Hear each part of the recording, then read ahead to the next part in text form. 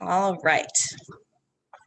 So this morning we want to talk about creating our CMA. So we're sort of in listing season right now. It's generally our spike in listing season when we get more inventory on the market for the spring market. So it's really important that once we get to the point where we're in front of people, we actually want to close those listings, right? So like I say, kind of gathered up information from all these different seminars and things I attended. And there was a general theme I was hearing over and over again. And that was that if you answer these 6 questions while you're sitting in the listing appointment, that you're going to get the listing. Right? So the 6 questions that we're going to cover, aside from doing the CMA in the guts of Stratus, I'm going to show you exactly how I do my CMA. I actually have a copy of my CMA that I take to my clients here to show you guys. I'm willing to share this with any of you who are interested. I find it a lifesaver. So the first thing they talk about is why you. They want to know why you, why your firm, whoever you're working with, right? How you'll market the property, the commission structure, what my home is worth, and what's happening in the market. Oh, 1 second, let me slip somebody in. So they say if you cover those 6 topics that you are going to land the listing at the end of the day. So that's what we're going to go over. I take this booklet with me wherever I go. I like to tell a little story. One day I was at my children's school and I was chatting with a grandfather who was there, and he said to me, oh, I was just going to list my property, my father's property out in Oshawa. And I said, oh, yeah, that's great. And he goes, yeah, I had so-and-so's daughter come. She's an agent. And I said, well, I'm an agent too. I said, I'd love the opportunity. And he goes, oh, okay, well, I already spoke with her yesterday. Maybe you can come after school today. And I said, sure, just let me drop the kids off. Give me a few minutes and I'll head over. So as long as you have this booklet ready to go, within 5-10 minutes, you can create it. You can come and drop it off at your client's house. I came with my booklet. I dropped it off. I went over everything I'm about to go over with you guys. And he said, wow, I just saw you at the school a half an hour ago and you came with all this information. And he goes, yesterday, I don't even think she brought a piece of paper with her for the listing appointment. So he gave me the listing, right? Because this is going to show that you guys prepared. This is why I find it so important to start with the CMA. I think later this week, I'm going to go over objection handling for listing appointments, but we're going to start with the CMA guts. So I'm going to share my screen a little bit and show you what's in my CMA. First, we're going to go to the why me. Like we said, everybody wants to know why choose you first, right? So this is exactly what's in my CMA. I just relogoed it, because I just joined you guys there.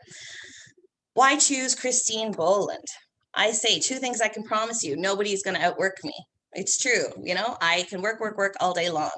I want you to put things in your CMA that are actually true, though, because at the end of the day, everybody can sniff out a liar. If you say, I work 7 days a week and they call you on a Sunday and you're at the cottage not answering your phone, your client's going to get mad, right? So put what in your CMA, what actually appeals to you and what actually you do for your work, right? I will always tell you the truth. This is something really, really true. Even if it's really hard, I'll sit down with my client and I'll say, I don't think your property is worth that. I'm not sitting there to tell them what they want to hear at the end of the day. I want to not only get the listing, but I want to sell the listing, right? I don't want my sign in the lawn without a sold on it. And I don't want my clients to be disappointed I haven't sold the listing at the end of the day. So I'll always tell you the truth, right? My track record of selling compared to the competition is 3 to 1. This is a pretty good stat. Okay. So you look on the Toronto Real Estate Board, you'll be surprised because there's, 60,000 realtors on the Toronto Real Estate Board. A lot of them are part-time. They don't work full-time, and you have to find out what the stats are for the year. So if you look at it and you say the average agent sold, 15 homes last year, and you go, I did that. And, that's 1/3 of the agents on the board, whatever the stat is, you can find you'll mark a pretty good stat, especially if you're working real estate full-time. And it sounds impressive. When you hire me, you hire 90+ realtors. So this is true. When you hire me, I'm going to tell everybody in my brokerage about the listing. I'm going to share the listing. I'm going to try to work it into your office, and you're hiring our brokerage at the end of the day, right? We all have to remember that. I know we're independent contractors, but I'm really big on within your brokerage working as a family, sharing things, selling things together, trying to help each other out for our listings because there's strength in numbers. Also, we can use each other's listings to advertise, boost each other in our farm areas and stuff, which I'll talk about later when we're talking about when I do some training on our pillars and stuff like that. But when you hire me, you hire 90 plus realtors, right? At the end of the day, I'm going to expose your property to as many qualified buyers as possible.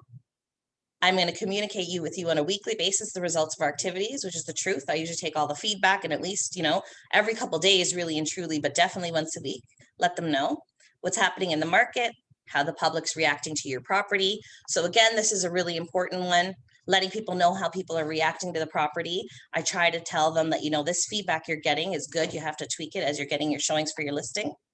To walk you through the whole process of selling your home, to negotiate top dollar for your property. Again, these are just points here. We don't have to go over every single point within the CMA, but I'm just giving you guys an idea of what to put in. And like I say, I'm willing to share these if you don't have an idea of what to put down in your own. To constantly look for the best possible methods of exposing your property to potential buyers, to provide dedicated customer service 7 days a week. And that's true. I answer my phone even if I'm at the cottage. And to have your transaction go smoothly from beginning to end. All right, so that is what I put for the why me, okay? Which is, very important because they want to know about you, your work ethic, what you're doing for them at the end of the day. The next thing I did is I brought up some why your firm. So you want to tell them why they're using your brokerage at the end of the day. So this is super important. You guys should have some quick facts, even if you don't bring your CMA, just in mid-conversation. If you're stuck somewhere talking at a party or a function or, on Zoom with a bunch of people and they want to know about your brokerage, you want to have some quick facts you can talk about RE/MAX because it's a good brand at the end of the day and you want to share these facts about them. So again, you guys know I'm new here with you guys. This used to be, my Century 21. Now I went in and I found out what I think is important about RE/MAX and I think I should push to my clients at the end of the day. So RE/MAX was founded in 1973. There's approximately 8,600 independently owned and operated franchises. It's the most widely recognized brand in the world. Super important. Everybody knows RE/MAX is world known, right? So the listing is going to push. For more than 20 years, RE/MAX has been the leading real estate organization in Canada. Super important. We're doing real estate in Canada, right? I just did a little fun fact about the red, white, and blue hot air balloon. It was not, debuted in 1978. RE/MAX is short for Real Estate Maximums, and collectively they've done 147 million for Children's Miracle Network over the past 20 years. So that's important to me because I like to see how we're giving back to the community, right? So that's the why me that I put into my CMA. Now we'll go back over to the how I'm going to market the property. Okay, and like I say, on top of what we're doing for our CMA at the end of the day, within Stratus, this is what I add on to my report. So I find that this is really good and it really leaves no questions unanswered for the client at the end of the day when you go in for your listing appointment. Okay, let me go back here, just make sure everybody can see the share. Okay, so again, this is a personal one. I'm just sharing my my literal CMA I take to my listing appointments with you guys, but you want to put in things that you actually do. So here's a listing plan of action. What am I going to do to market your home? What am I going to do to sell your home at the end of the day? Right? Oh, did I double do this one? Hold on, let me see. Listing plan of action. Okay, let's see here. I've got it in my booklet here. I might have saved that one twice. So my listing plan of action, I just have different things. I think I saved a slide twice there, but I'll share with you guys at the end of the day my whole CMA. I just talk again how I'm going to load things on the, oh, 1 second. Somebody's waiting to go in there. 1 moment. So I just talk about how I'm going to market the property, how I'm going to put it on my social media, how I'm going to load it on, it's going to be loaded on the RE/MAX system. RE/MAX system has really good SEO marketing online. Your listing's really getting boosted aside from being posted on the MLS system. I'm just going to go back to my share here. You're going to get additional exposure through my my signage. I tend to either cold call or door knock. It's not a lot of door knocking going on right now during coronavirus, but I tend to, when I get a just listed, call the little neighborhood around. I make sure I call to let everybody know I've got a just listed property. It's one of my favorite things to do because you find you have neighbors that are interested to know how much it's gone up for. But I always joke with them because as soon as they hear I'm from Remax or that I'm a real estate agent, they go, oh, no, I don't want to sell. And I say, oh, no, wait, it's kind of like a pick your own neighbor program. You know, do you know anybody that wants to buy or move into the neighborhood? Right. And then they kind of chuckle it off. You get friendly with them. You're able to call them back when you do your just sold. Right? Because you'll find a lot of those neighbors are now converts. They don't try to shove you off the phone as soon as you get on with them. They say, oh, yeah, I remember talking to you when you just listed that. How much did it sell for? Wow, it sold for 1.2. You know, I'm thinking of putting my home up. You get a lot of listings that way for sure. Okay, so we're going to get into the guts of the CMA because I think at this point is usually when I talk about what is my home worth. So I don't know how many of you are familiar doing it within Stratus. I think they've done an amazing job where you just take a few short minutes, you plug in your information and it spits out this beautiful report. So I have those first few pages that I shared with you guys. And at this point is when I stick the CMA in Stratus into my report, right? So again, there's some people sitting here as well, live in the room. I've just taken my report, right? I've gone along, I put those pages in that I've shown you guys, right? And then I start with my CMA that Stratus spits out for us, okay? So let's go over to Stratus now.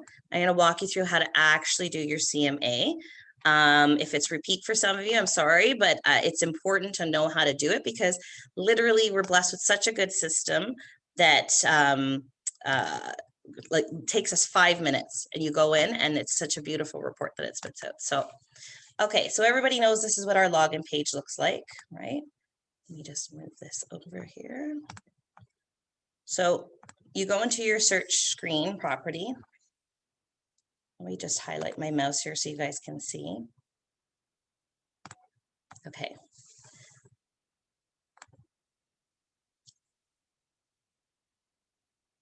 Okay, and everybody knows along the left-hand side here, there's the CMA, right? Okay, so we're gonna pick a property, you know, I don't know, we'll go in here, we'll see what I have. So you can see these are all my CMAs I've done recently. Nobody try to prospect any of my clients, please. We're gonna click on the plus sign and we're gonna start a new CMA. So I'm gonna call it 123 Main Street, okay? Then you're gonna choose, is it a residential freehold? Is it a residential condo? Or is it a commercial property that you're doing a CMA for? Okay, so we're just gonna do a residential freehold today, something easy peasy in the area. And continue. So now you're gonna enter your contact information. So I'm gonna say that it's Joan Smith. And I usually enter pretty basic information here because I'll share with you a few other pages I put in my CMA. I kind of pretty them up with logos and pictures.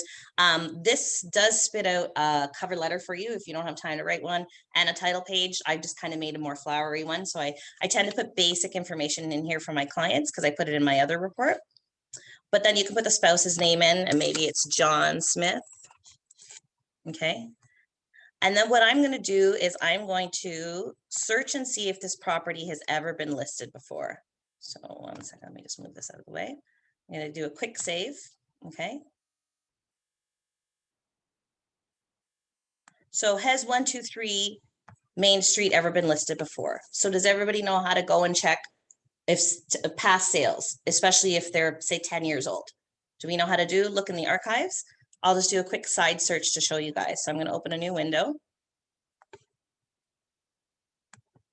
Everybody can see the new windows that I've opened, right? Just let me know in the chat if you can't, because sometimes I know it totally loses it when you're opening new windows, okay? So we're going to search and I'm going to go unavailable, okay? And I'm going to go include archive listings, okay? And I'll just do a recent listing that I've had. Okay, so we're gonna. Goes back how many years? Okay, so if you don't put archives, it goes back 2 years. Anything more than 2 years, it'll go back as far as the system can find it from when they first started entering in Stratus MLS, which was, some of them are like 80s, some of them are early 90s. It all depends how lucky you are when they enter the information and how far back your client purchased the property, right? So I'm just gonna go back here. I've lost my mouse. It's like nicely frozen on me here. Okay, hold on. Hey, that's a funny mouse it's giving me there. Hold on 1 second. Let me stop the share and go back. See if it gives me my mouse again. All right, back in business. Okay, so we're gonna go and we're gonna look in the search history for the listing that I just had there on 20 Martindale, right? And we're gonna see what the history brings up. So you can see already it's brought up 3, okay? Oops, sorry. When you do an archive search, you always have to pick the municipality, no matter what. Okay, so I know that this is EO8. Okay, and you can go there. Okay, so I can see that my client purchased it in 1992. Let me just put my mouse on there again. Okay, you can see that they purchased it in 1992 for $192,000, right? Or sorry, 173. I guess it was listed originally for 192. Sold for $173,000, right? So there I've just found their old listing. The purpose of you doing this is that sometimes when somebody calls you, you don't know what their property looks like, how many bedrooms it is. You might not know what the finishes are. If it's a really old purchase, there's a good chance they remodel the property. So you do want to ask them those questions on the phone before you go for the listing appointment. But this gives you a really good idea of the property. But also you can take this MLS number, okay? And I'm going to just do a Control-C copy. And I'm going to go back to my CMA that I was creating there. And I'm going to say to this, include a subject property, okay?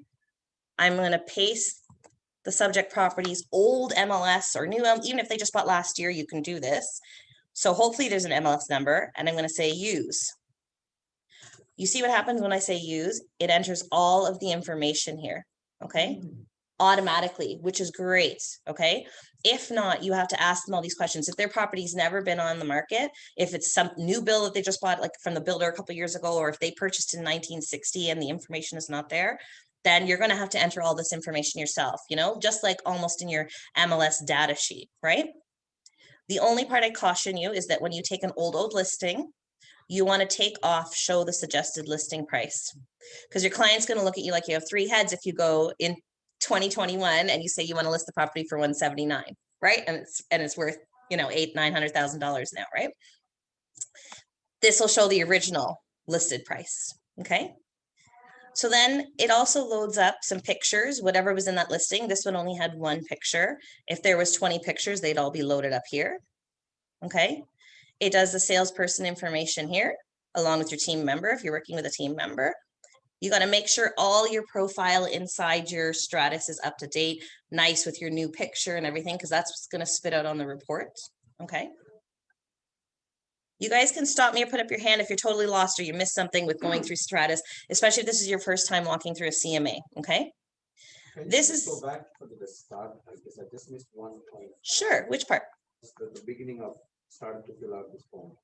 Okay, so which part, like when we first started? You search through the archives. Yes. Then you said something is juiced. Like what does that mean? Something is what, sorry? Juiced. Like, say the word of juice. Juice, did I? No, you say use the MLS number, use it as a subject property. Yeah, use it as a subject property, the old MLS. If you can find it, you can use the old MLS number.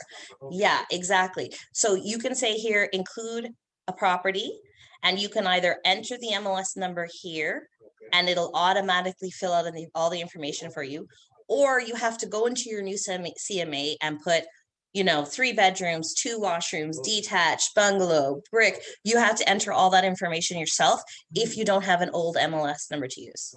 Right? So that's why it's so good to take a few seconds to go back even in the archives to see if you can find it, right? Even if they've added bedrooms in the basement, say there was never a basement apartment, at least you have all the information except for the +2 bedrooms in the basement. Most of it's there for you, right? Like I say, just caution, if you take an old MLS, you take off this show the suggested listing price. Okay. So the pictures are there. This is the title page that I was talking about. It'll spit out the report with your profile and your picture, the property picture. You might want to update it if you have a newer profile pic of theirs, if it's from 1992 like this one. It spits out a cover letter. And here is where you're going to add your MLS numbers, okay? So there's a couple of ways that you can do this. You can search directly through the system here. So you can go directly from here, and I find I get a little lost when I'm going back and forth on this. So it's not my favorite way to do it, but everybody works differently. So you can go to search listings here. Just gonna move my cursor screen there. Okay, and you wanna look at unavailable properties, for instance, that were for sale in whatever price range you want. If you want to put a max, fine. I'm going to do a new search here. And you're doing it within your CMA, right? So it kind of bumps you out of your CMA screen. And here's where you're going to pick then Toronto, EO8, and you want to look up comparables that sold recently. So you want to look up EO8, and I always pick sold. And then I'm going to say sold date. I know that the market's been really crazy hot. I don't want comparables from November. I want comparables from March on till now, right? We all know that because the market's been different. So we're going to go from, say, even February until now, what sold in EO8, right? And I'm just going to submit that. Okay. So then I can, oops, too many extra screens here with Zoom in my way. Okay, so it's going to show me here everything that's sold recently, right? And I usually sort my list from the most recent, right? So you guys know you can sort these lists. So I always go to sold date and I sort twice because sort is the oldest on top, right? And if I sort again, it's the newest on top. So I can see for, everything that sold in April here, recently, really good recent sales. Now I just got to figure out what's comparable. Now it's up to you to take your time on your CMA. We can go over how to choose comparable properties and pricing strategies in another training session. But today I really just want to focus on the CMA. So I'm just going to pick a couple of these MLS numbers, you know what I mean? And add them to the CMA. But the reason I don't like doing it this way, see, now I've lost my CMA page. It's taken me away out of that page. So I'm just going to go back for a minute and show you my way that I like to do it. I like to stay in my CMA instead of going back and forth, because a lot of times I might do a couple of searches, a couple of different ways to find the right properties that I think are comparable. So I'm going to go back into my CMA and we're going to go into this 123 Main Street. Okay, we'll scroll back down to where we were again, where it bumped me out. Okay, and I'm just going to put add by MLS. Okay, so now I'm in this screen. So now while I'm doing my search, I usually open a new window. Now while I'm doing my search here, I'll go, oh, this one's really comparable. So I'll take this MLS number and I'll add it in the screen. Okay, and then I'm going to go, oh yeah, I really like this next one. It's super comparable. Okay, and I add the MLS number. Okay, and I go back again and I might click a couple more and go, yep, really like this one. It's going in my CMA. And I add the MLS. I generally add about 4. I find it spits out a decent report when you add about 4 properties minimum. If you really can't find, because there's just nothing comparable, you could put less, but I find 4 is a good number with the report.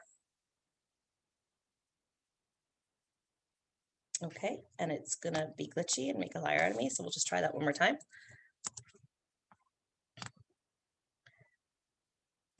I hope everybody can see my screen as I'm going. Just hands up if you've lost the share. Because sometimes it just takes me refreshing and resharing, because when I'm back and forth between screens, I know you guys get lost a little bit there. Okay. So we finish adding all our MLS numbers now. Okay, I better add it this time. No, it wants to be real glitchy on me today. There you go, MLS. Thank you. for our lovely dues we paid. Let's try one more time. I'm just going to back out of the CMA and we'll go in one more time. Okay, let me log back out, go back into the CMA.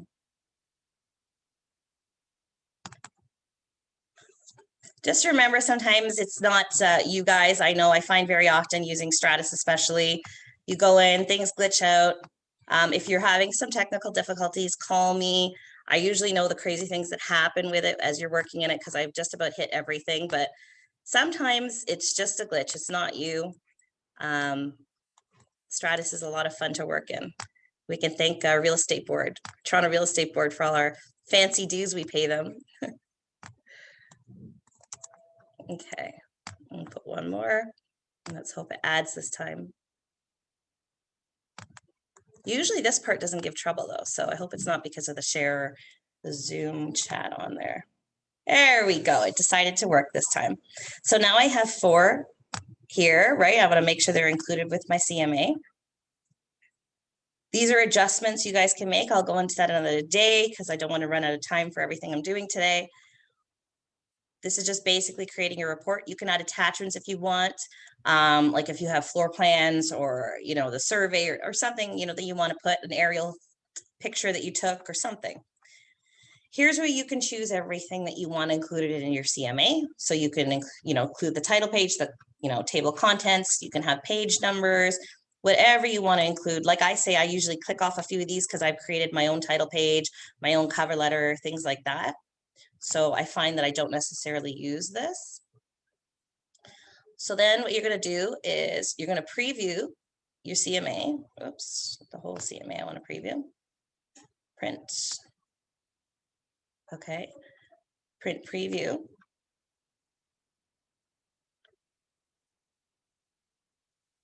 So for basically, I went through that really slow. Honestly, it takes me probably 5 minutes to do that CMA to create it. And this is the guts I'm putting inside the booklet that I just created, right? So for 5 minutes of our work, we just went in, we put the client information. We took 5 seconds, found an archive listing through the MLS. Hopefully you can find an old MLS. Don't have to punch in the information. You take the old MLS number, you plug it in, it autofills everything out for you. Then you go and you do a quick search, you find some comparable properties that have recently sold. You put those 4 MLS numbers in. You're not punching a whole bunch of information here. Then you have this beautiful report that spits out. You print it. It's got this lovely title page. It's got a cover letter. You know, thank you for give me the opportunity to come to your property. Table of contents. Everything's numbered. This is the subject property details, all that information that it auto-filled for you. There's a photo gallery, which isn't that impressive with this one because it only had 1 pic, but usually the page is full of whatever the old listing had. Then it gives you a side-by-side comparison, right? So you have a quick, you know, way to look with your clients. Let me just highlight my mouse here so you guys online can see it as well. So for instance, look, these are 3 + 2, assuming I've picked all comparable properties. Now, remember, I just threw in 4 MLS numbers quickly for the purpose of creating something today quickly, but assuming you found really good comparable properties right across the board, you're going to say, look, these are all 3 + 2 properties. They all have 2 bedrooms. They all have 2 kitchens. They all have a basement apartment finished separate entrance, right? And then you're going to go down even further and say, look, they were all listed at around $950, $999. They're all selling for about 1.1, 1.15. That's why I think in this market right now, you can see by these sales, I feel we're going to list at $950 or $999. And you're going to sell around 1.15. Your client's got it right there in front of them. They can see you've done your research of the area, and now they know that you know and understand. So if they're sitting going, I want to list for 1.3 and see who negotiates, maybe I'll get 1.2 that way. You're going to say that's not the strategy being used right now. You know, you can see in your neighborhood, this is the strategy being used. This was popular with the property. Sorry, did you have a question? Oh, sorry, I thought you had your hand up. Okay. So then they also do a comparable summary, right? Which is another little report they spit out. They do a map. I love this map. Include it always in your CMA because I know you're sitting there with your client, and a lot of times, you know, when you're sitting there with the Martindale client, you're going, Oak Ridge sold, and you know, Aston sold, and you know, Havendale or whatever all the neighborhoods are around there. They go, I don't know where those streets are. I come to this map quickly and I go, see, you're right here. This one is so close to you. They're all ones in the neighborhood that I've picked to show you right in your pocket, right? So the map is a really good tool to use with them. They do a market statistic report, just showing how much everything sold for. They do a days on market report to show, you know, this is how many days everything spent on market. So it's a really good tool, this one, because they'll say, you know, I want to list at 1.3. Now I'm going to pretend like this 5 Belhaven was listed at 1.3, and that's what my client's arguing right now. I'm going to say to them, hey, you know what, that Belhaven, it all depends on how time you want to spend on the market, because especially now, you know, it's COVID. You want 1 million people coming through your house for weeks and weeks and weeks. Belhaven stayed on market 10 days because they listed at 1.3. If you follow my strategy, you're going to stay less days on the market, like these ones that were 3 and 4 and 5 days on the market, because this days on market report shows me they followed other strategies and they sold faster. So these are all tools that are going to help you in your listing appointment, you know, and help you with those objections that you're coming across, right? All right, so I'm going to close this for a minute before I continue, and I'm just going to stop the share just so I can check in on you guys online. Do you guys have any questions so far? Anything you didn't understand when I was going through the CMA, how to create it, anywhere you guys got lost, anything you want me to repeat before I go on? Are you guys all good? No, it's all good, Christine. Excellent, excellent. Did you have a question for me? No, you're Okay. amazing. Hi, Paul. I was totally go over adjustments on another day quickly because I just don't want to run out of time. I've got about 20 minutes left, and I'm going to go further with the rest of the CMA here as well that I include, just because my focus today was how I close my listing appointments. I think it's unstoppable. I find, you know, somebody asked me once, you know, today is a really like technological society. We want to go in. I'm going to take my iPad in. Yeah, take your iPad in, but still print the booklet. Still print the booklet, because if right now, if they're interviewing a few agents, what's left on their coffee table when you leave? You can have a beautiful PowerPoint presentation. You can put all these PDFs on a beautiful, you know, screen, flower them up, dress them up, put them on your nice tablet, go through, show them that you're, you know, you're good with technology, you know how to market in a social media kind of world today, and you're going to be online. Their listing's going to have an online presence, but still print the booklet, because it's going to be left on their coffee table when you leave there, and they're going to look at it. And when nobody else walks in with a big, beautiful presentation for them, they're going to remember. They're going to remember that you did this research for them. Just trust me with that. At the end of the day, it's just been my experience, right? So then normally what I go on to do after the CMA, I know you guys have a hard time seeing here online, but I'm trying to show the guys here as well. I go in and I put in their MPAC report. For every listing, you guys should be going in and checking the MPAC anyways, and checking the Geo Warehouse, especially Geo Warehouse, to see who's on title. So the MPAC report, does everybody know how to spit this out real quick? Okay, I'm gonna go share my screen again and just show you real quick how to print an MPAC report for your clients. So we're going to go to public records. Let me get my mouse here again. Okay, and we're going to just type in, we're going to continue on with 20 Martindale, and it's right there because I searched it recently.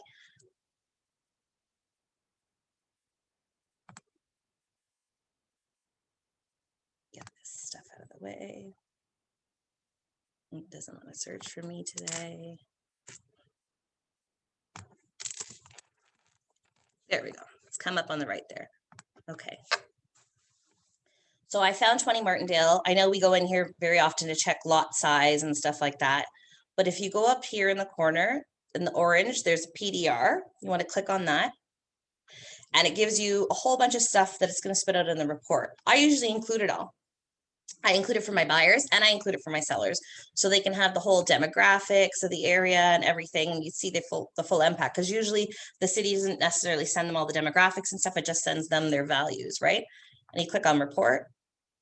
See again, 2 seconds, I've now added content to my CMA that they think that I've done a lot of research, because there's pages and pages. So they have their MPAC report, and I always say to them, you know, especially if we're on the off years, because MPAC comes out every 4 years. We all know this, right? So it just came out in 2020. It's going to come out in 2024 again. That's when the city's going to mail everybody. Okay. So if you're in the middle of that 4-year period, a lot of people haven't seen their MPAC recently, or they've misplaced it. They don't know what they've done with it. They appreciate that you print it for them. So I always go, hey, I printed your recent MPAC for you. You know what I mean? You can see the values that have changed over the years, right?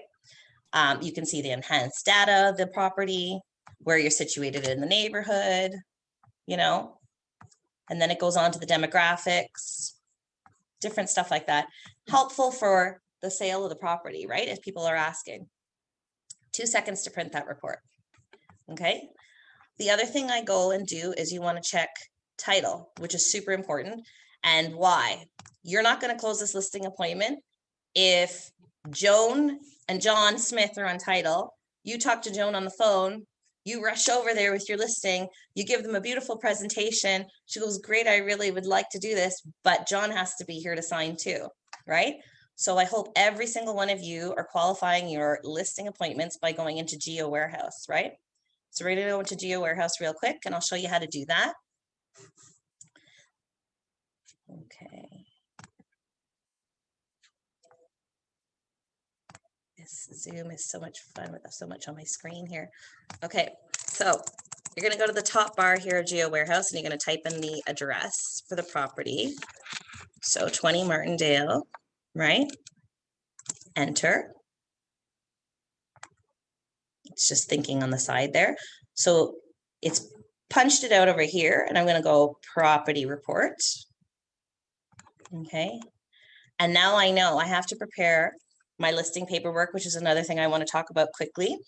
I know there's 2 people on title, Tracy and Michael. Tracy and Michael Kelly are on title. So I want to make sure that when Tracy calls me, Michael's going to be there for the listing appointment, because even if they've told me they're going to interview a lot of agents, I'm still going to ask them to sign at some point of my appointment. I don't just say, oh, okay, no problem. And I'll say, why do you need to sign? I've got all the information here. You know, I'm going to market the property. I've done my research of the property. I've brought you this report. You know, I have the paperwork here. Do you want to get it done? Do you want to sign up now? And let's get going with the listing, right? You got to try and close. Even if they told you they're going to interview 7 other people, close every bit of your appointment, right? So very important. Excuse me, very important. Geo Warehouse. You're going to check in, make sure that you know there's 2 people, 1 person, 5 people, however many people on title, right? If it's a corporation, you're going to make sure they have their corporation documents ready for you to show that they have signing authority to sign for that property. If it's an estate sale and they say, oh, well, you know, Tracy Kelly's no more, I'm the daughter, you want to make sure they have those trustee documents or the power of sale, the documents showing that they have the power to sell the property, right? So that is the Geo Warehouse. Okay. So we talked about how you'll market the property. Now we're going to talk about commission. If you don't answer their question about commission, they're going to listen to some other guy and say, you know, the other guy's going to tell them 1%, and you're going to go, okay, and you'll probably lose the sale at the end of the day. So I want to talk about how we negotiate commission a little bit. Let me just open up my other screen here. I've only got like 50 open here. Commission structure. Okay. This is my favorite tool. I really like this tool. I'm just going to stop the share, and I'm going to share again just to make sure you guys all online can see this. Okay. This is how I try and get more commission at the end of the day. And I'm going to tell you it works 9 times out of 10, unless you have those really sticky people. And even so, I'm a big believer, yeah, fight for your commission, fight for your commission. But if you don't mind, don't walk away from that 1% at the end of the day, because 1% listing still gets you more commission than the next guy. You know, anything's better than 0, walking away without the listing. But it also gets you so much more. Your sign in the lawn, free advertising, clout in the neighborhood for selling that property, right? Buyer people who are calling and, you know, asking about the property. So, but this is just my tool to help you guys fight, and I know ward off that awful 1% commission that everybody is just, you know, leaning towards today, because so many agents are willing to give it away. But my real quick tool that I go over here is commission. They always ask me, okay, well, what are you going to charge? And I'll say, okay, let me go over that with you. So 5% is the total going commission right now. Okay. Normally I offer, oh, hold on 1 second. Let me just highlight my mouse for the people online here. Okay. 5% commission is what is normally offered, right?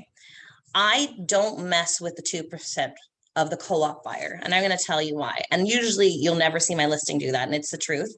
I don't mess with the 2.5 on the other side, because I find that if your property is only offering 2.25 or 2, and other properties in the area are offering 2.5, agents just will innately show that one. And I hate to say that, but a lot of people out there will, right? And what you're trying to do is offer mass exposure for the property to push the the value up, right?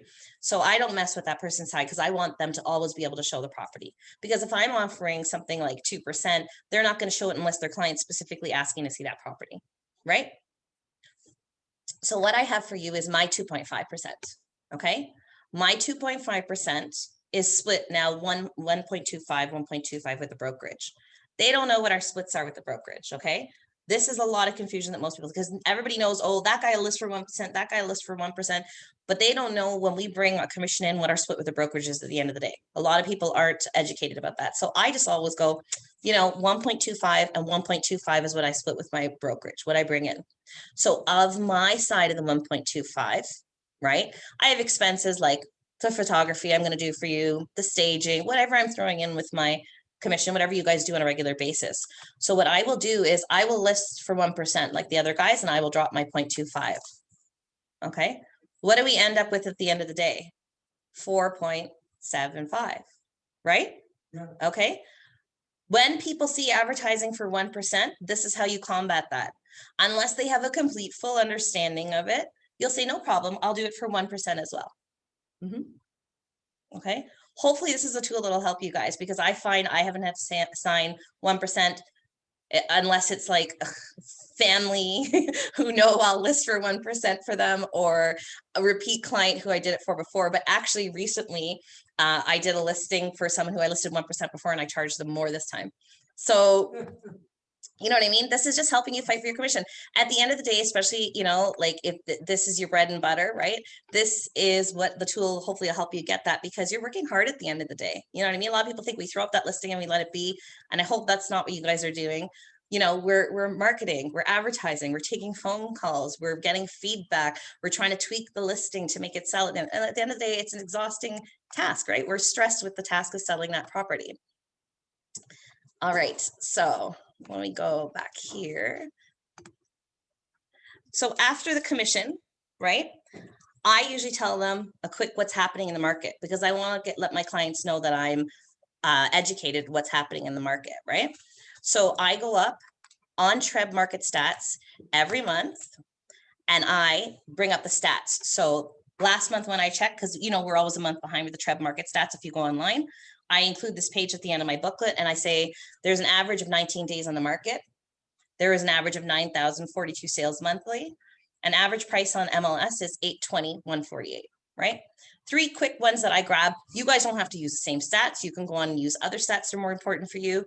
Treb breaks it down further. Like say you guys are only working in EO9 and selling condos. That's your main focus. You want to grab those stats to help you with your listing appointment, right?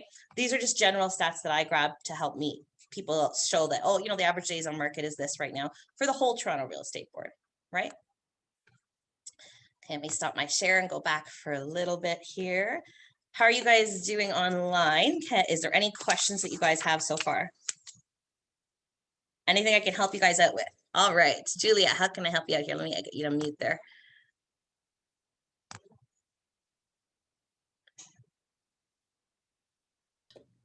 Okay, it was great. But at the end of the session, I just wanted the CMA part. I just want you don't have to go through, just go one by like a quick step, just to, wrap it up, like for us to get the whole, even though we have, The whole thing in my booklet. yeah, okay. Okay, so I say 6 things you want to include no matter what in your listing. Don't just go into Stratus and print those stats, okay? If you answer these 6 questions, I guarantee you'll get the listing appointment at the end of the day, right?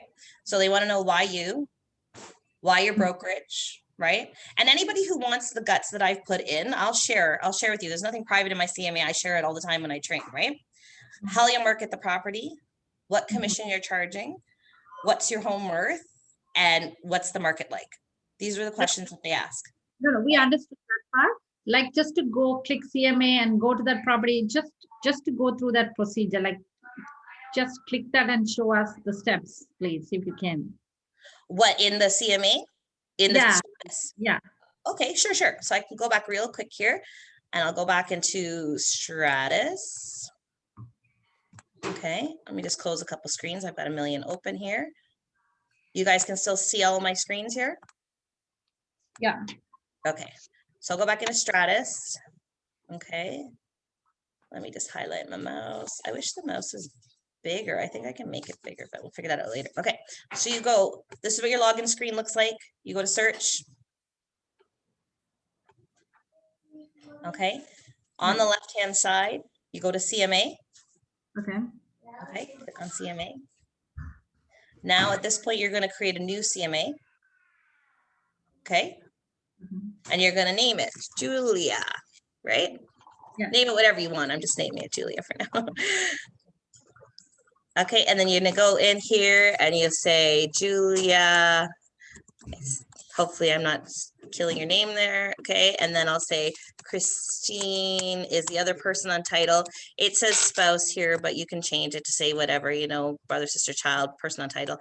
Christine is the other person on title. Okay, and then down here is where you can go include.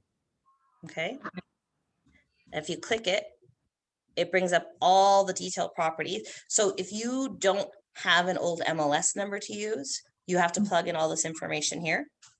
Okay, Mm. that's why I encourage you to go look and see if there's an old MLS number to help you Okay. load the information for the property. Okay, Okay. it will automatically bring up a picture once you automatically load it. If you don't, you have to go and find a picture yourself, source the picture online and load it up here in the CMA. Make sure your information is correct. Mhm. Okay, Mm. here's where you can tweak your title page or whatever, your cover letter, and here's where you add your MLS numbers. Okay, so you click on this, right? You add your MLS numbers, you click add. Okay, they pop up over here. Okay, I'll go over adjustments when we do pricing strategies. I know somebody was asking me there, Paul, I think it was. We'll do that soon, very soon, I promise. Attachments. And then here's where you can choose the contents. Mhm. And then you just go print. Okay, great. So it's just play around with it. Just pick an address, like, you know, pick a new listing in your pocket, your neighborhood, and do a CMA for that today and walk yourself through it to see if you remember all the steps. And if not, and you get stuck, just call me. Okay, so I have one more question. That Sure. house is from builders and it's recent, like 2 years. But I know the neighbor's house, right? It's sold recently. Can we put that MLS number on top? I wouldn't put the MLS number necessarily because you might miss different things, but I might take information off that listing. If they say mine's exactly like next door and they just sold, you know, because I bought from the builder and I know my house hasn't been online, right? You want to look that information up, you can. It's a good tool to say, okay, it's 4-bedroom, 2-washroom. At least when you go, you can say to them, you said your house was similar to next door. So I just took the information off of that listing. And it might be different when you go there. So you can adjust while you're there. You can say, oh, you do have a finished basement. That one didn't have a finished basement. Great. That'll get you more than what they sold for. Right? Thank you. Thanks. No problem. Anybody else got a question? I know, Paul, I saw you there. I will send you guys and anybody else who's interested, my CMA. You guys can like take a look at it. I'm just reading here what I've missed. Hi, Christine. I'm How are Kazi. you?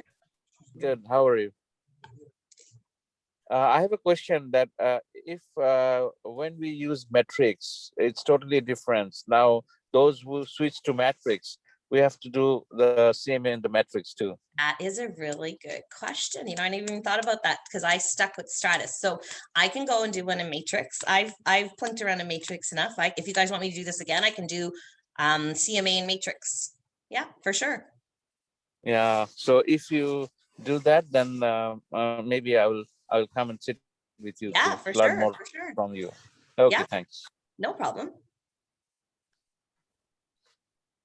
Can we save PDF and send a client? Of course you can save PDF and send a client. So I just saved and sent a PDF for actually the Martindale one. They couldn't come and meet me till the end of the week. I really wanted to get information to them quickly because I didn't want them talking to too many other agents. I wanted to slam the listing appointment. I was excited about it. So I prepared the CMA. I sent it to them in PDF format. I also brought it to them when I went to actually visit them later in the week. And I kept in touch with them over the course of the week, trying to tell them about any sales that were happening in the neighborhood and stuff. So they remember me by the end of the week, because what happens when you talk to someone on Monday and you book an appointment Thursday? Time is of the essence in real estate. By the time you call them Thursday, you might say, oh, I already listed with somebody.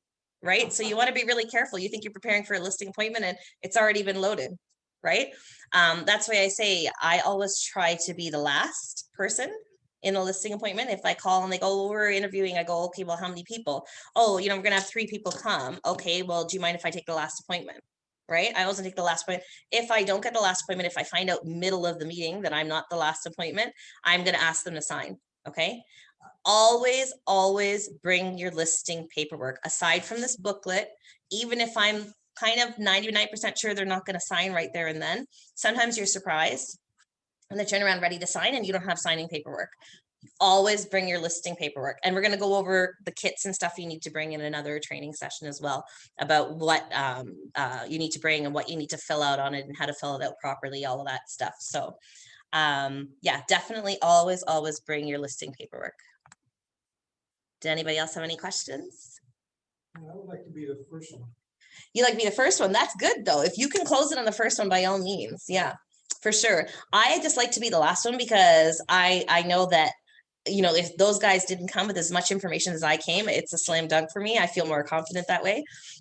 Whereas if I'm the first, they maybe think all of us agents come with this kind of information, right? I would say, listen, Mr. and Mrs. Smith. Yeah.